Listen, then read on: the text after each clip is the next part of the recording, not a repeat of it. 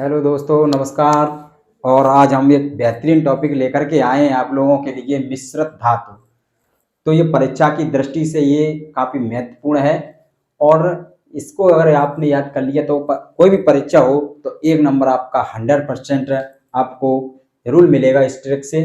तो प्रिय साथियों, हमारे वीडियो को आप सब्सक्राइब करेंगे और शेयर भी करेंगे, लाइक कमेंट भी करेंगे, और हमारे वीडियो को लास्ट तक देखा करें, इसलिए ये सभी बातें आप लोगों को समझ में आ सके। तो देखते हैं इस ट्रिक से आप किस तरह से जो मिश्रित धातुएं बनाई जाती हैं वो याद हो जाएंगी, और उसमें कितने धातु की कितनी प्रतिशत मात्रा पाई जाती है वो इससे आप लोगों को स्पष्ट हो जाएगा।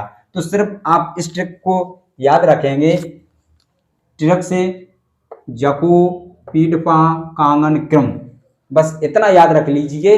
इस तरह से आपको पूरी याद हो जाएगी। तो देखिए किस तरह से करते हैं। पहले जैसे देखते हैं जा, और फिर देखते हैं का, फिर पी, डा, पा। तो इनका क्या क्या मतलब निकलता है वो याद भी करते चलेंगे। देखो, जा का मतलब होता है, जा का मतलब होता है German, German silver, German silver.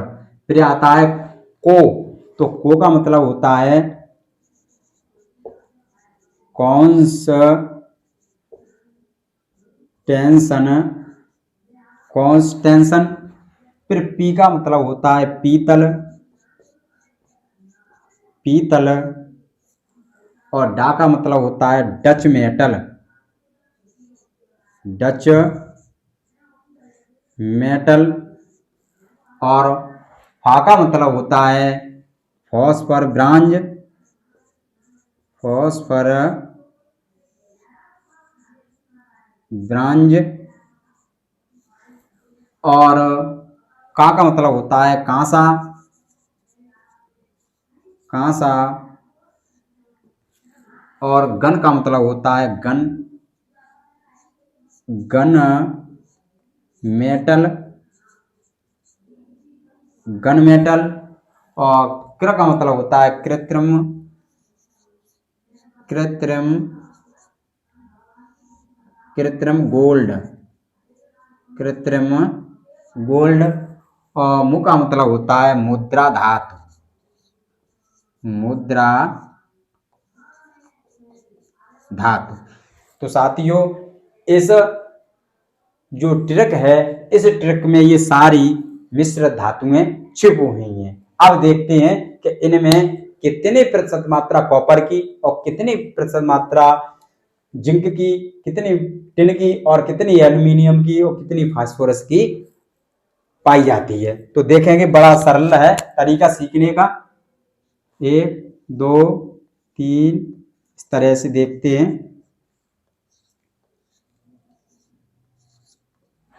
और कई बार ये परीक्षा में पूछे भी जा सके हैं। तो देखिए, ये जर्मन सिल्वर, कॉन्स्टेंशन पीतल, इनमें सभी के आगे आप देखते हो कॉपर लगा दीजिए, क्योंकि इस सभी में कॉपर पाया जाता है। कॉपर लगा दीजिए साथियों, क्योंकि ये कॉपर है वो सभी में पाया जाता है।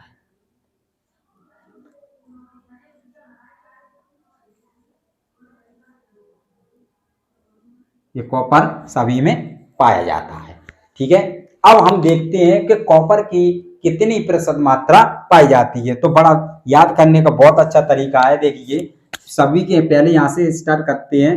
50, 60, 70, 80, 85, 88, 88, 90 और 95। इस तरह से इनमें क्या है, कॉपर। अब आगे सभी की प्रतिशत लगा देंगे, सभी के आगे प्रतिशत की मात्रा लगा देंगे। देखिए साथियों, हमने इसके आगे प्रतिशत की ये लगा दिया। यानी सिल्वर, जर्मन सिल्वर में कॉपर की कितनी मात्रा पाई जाती है? 50%। कॉन्स्टेंशन में कितनी पाई जाती है कॉपर की मात्रा? 60%। पीतल में कितनी पाई जाती है? 70%। डच मेटल में कितनी पाई जाती, 80%। तो इस तरह से हमने कॉपर की मात्रा तो निकाल ली। अब हम देखते हैं कि अन्य जो मात्रा है वो कितनी कितनी पाई जाती हैं। तो देखिए साथियों, अब हम देखते हैं, देखो अब हम देखते हैं जैसे Zn का मतलब होता है जिंक। फिर हमने Zn का एक इसने छोड़ दिया, फिर आता है फिर Zn, फिर Zn लगा दिया। फिर इसके बाद हम देखते हैं Sn और Sn और Sn। ये हमने जब हमने 3 बार इस तरह से Sn लिया और उसके बाद हम लेते हैं एल्यूमिनियम और फिर उसके बाद Sn। अब देखते हैं, यानी देखो कितना अच्छा तरीका है सीखने का कि Zn और एक छोड़ दीजिए, फिर उसके बाद Zn लगाइए, फिर Zn लगाइए, और फिर जैसे 3 बार ये आया है तो 3 बार फिर Sn यानी 10 लगा दीजिए, फिर एल्यूमिनियम फिर लगा दीजिए 10। अब देखते हैं कि इसमें कितने प्रतिशत मात्रा पाई जाती है। तो देखिए 50-60% ये इस तरह के नीचे की तरफ जाते हैं, तो ये क्रम कैसा है, बढ़ता जाता है।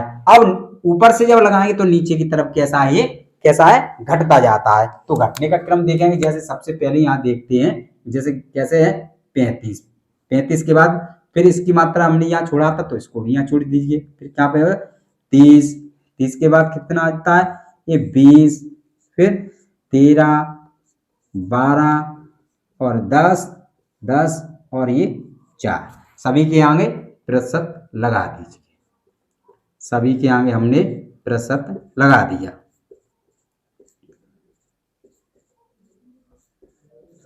जब हमने ये परसेंट लगा दिया, अब हम देखते हैं कि पीतल में 70% कॉपर और 30% Zn यानी जिंक पाया जाता है। देखिए अब कुछ धातुएं ऐसी भी हैं साथियों जिसमें कुछ, जैसे मान लीजिए एल्यूमिनियम रह गया और टिन भी रह गई, तो उसको भी देखते हैं कि कैसे आ जाता है। तो देखेंगे, अब देखते हैं जैसे जिंक, तो यहां पे लगाइए Zn,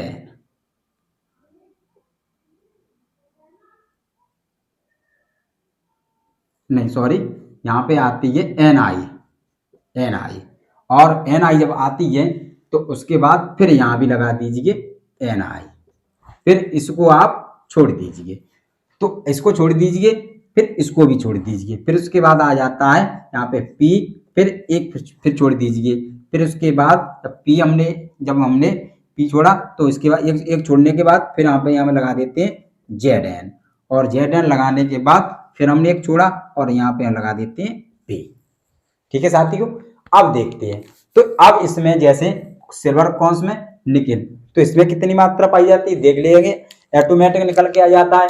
जैसे 50% ये है और 35% ये है, तो ऑटोमेटिक कितना आएगा 35 और कितना आ जाएगा 15। और जब ये कितना है कॉपर की मात्रा 60 है, तो फिर Ni या निकिल की मात्रा कितनी आ जाएगी, या निकिल की ऑटोमेटिक 40% ये निकल करके आ जाएगी। इसी तरह से कॉपर की देखते हैं तो 70 और 30 यहाँ तो हो गई, तो ये मात्रा यहाँ पे खत्म हो गया। 80 और ये, तो ये भी यहाँ पे खत्म हो जाता है। फिर देखते हैं यानी फॉस्फर ब्रांज में 85 और 13 है, तो कितने रहते हैं, यहाँ पे रह जाते हैं 2%, तो यहाँ पे 2% लगा लेंगे। फिर देखते 88 और 12, तो ये पूरे हो जाते हैं, तो यहाँ पर कोई किसी की मात्रा नहीं पाई जाती है। 88 और 10, तो इसमें कितनी पाई जाती है 2%। फिर यहाँ देखते हैं 90, 10 यहाँ भी पूर्ण हो चुका है। फिर देखते हैं 95 और 4, तो इसकी फास्फोरस की मात्रा कितनी पाई जाएगी 1% मात्रा पाई जाती है। तो इस तरह से ये हमारा टॉपिक यहाँ पे कैसे हो जाता है, हमने ये धातुओं को, मिश्रित धातुओं को बनाना सीख लिया। अब पेपर में किस तरह से पूछा जाता है, तो पेपर में पूछा जाता है साथियों कि निम्नलिखित में से पीतल में किस किस की मात्रा पाई जाती है। तो हम देखते हैं जैसे पीतल की मात्रा किस किस में पीतल में क्या क्या पाया जाता है। तो पीतल में पाया जाता है साथियों इस तरह से, ये इतना परसेंट उसमें लिखा आएगा पेपर में। तो कॉपर की मात्रा 70% और Zn जिंक की मात्रा कितनी पाई जाती है, वो पाई जाती है 30%। तो यहाँ Ni वाले यानी निकिल, निकिल भी लिख लेंगे। ठीक है। तो इस तरह या पेपर में इस तरह से भी पूछा जा सकता है कि एक मिश्रित धातु जिसमें कॉपर की मात्रा 70% और Zn यानी जिंक की मात्रा 30% है, तो वो धातु कौन सी होगी। तो इसमें से जो धातुएं दी गई होंगी, तो आपको ये टॉपिक याद होगा तो तुरंत बता दोगे पीतल। या इस तरह से पूछ लेता है कि मिश्रित धातु पीतल किन किन धातुओं का मिश्रण है।